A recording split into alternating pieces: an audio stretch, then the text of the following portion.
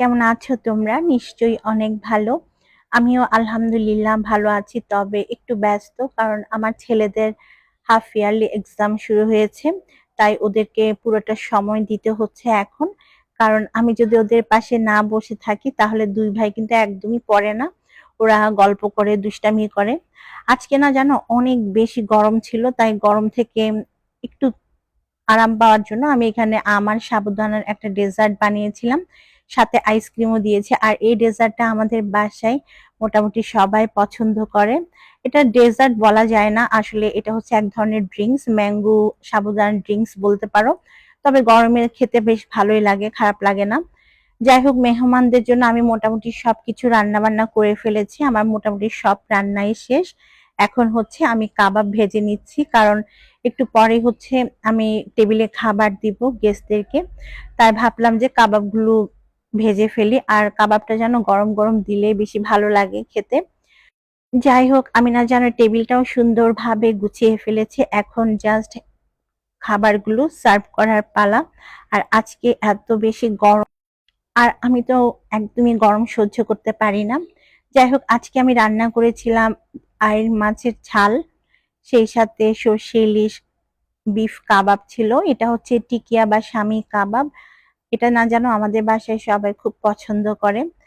সেই সাথে চিকেন কোরমা করেছি। ভেবেছিলাম রোস্ট রান্না করব, তবে রোস্টটা যেন কেউ খেতে চায় না। তাই একটু ডিফারেন্ট ভাবে আমি আজকে শাহী চিকেন কোরমাটা করেছিলাম। সেই সাথে বেগুন ভাজা ছিল, ট্যাংরা মাছ ফ্রাই আর গরুর মাংসের কালো ভুনা রান্না করেছিলাম।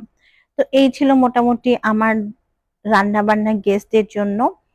সেই সাথে কোক ছিল আর দই তো ছিলই। আর এই যে দেখো টেবিলের সব খাবার আমি দিয়ে দিয়েছি। এখন শুধু গেস্টদের জন্য অপেক্ষা করছি। ওনারা আসলেই হচ্ছে আমি খাবারটা সার্ভ করে দিব।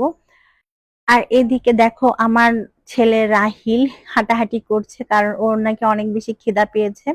ও ওয়েট করছে কখন সবাই খাওয়া শুরু করবে আর সেও নিজে খাবে। যাই হোক, আমি পোলাওটাও সার্ভ করে দিয়েছি, সেই সাথে সাদা ভাতও রান্না করেছিলাম। দুটাই টেবিলে নিয়ে আসছি।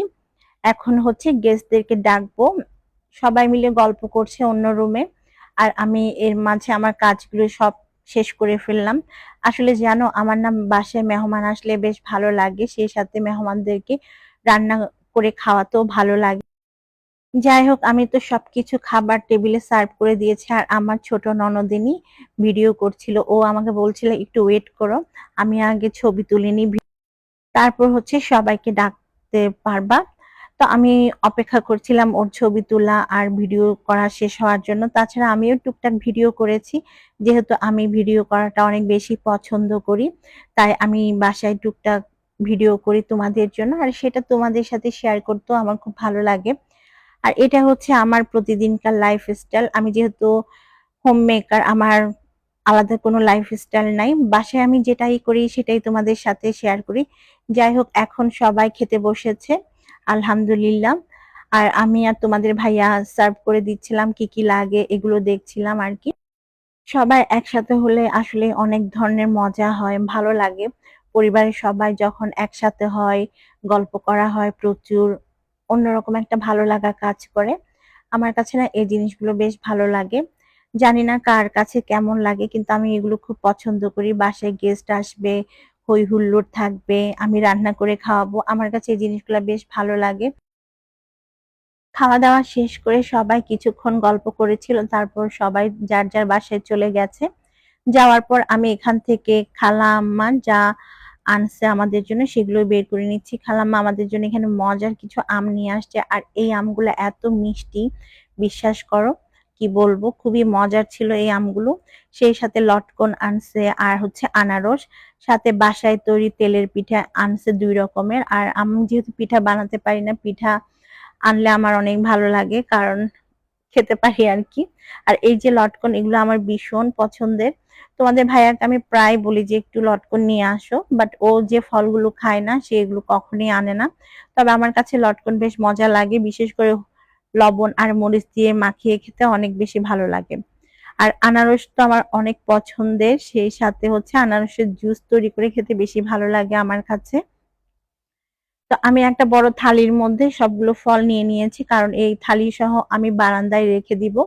কারণ বাসায় অনেক গরম, দেখা যাবে কয়েকদিনের মধ্যে ফলগুলো নষ্ট হয়ে যাবে, তাই বারান্দায় রাখলে কয়েকটা দিন ভালো থাকবে। এই জন্য ভাবলাম যে বারান্দায় রেখে আসি।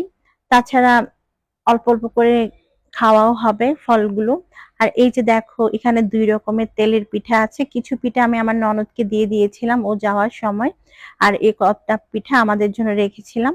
তো এই ছিল আমার আজকের ব্লগ। তোমাদের কাছে কেমন লেগেছে অবশ্যই আমাকে কমেন্ট করে জানিও।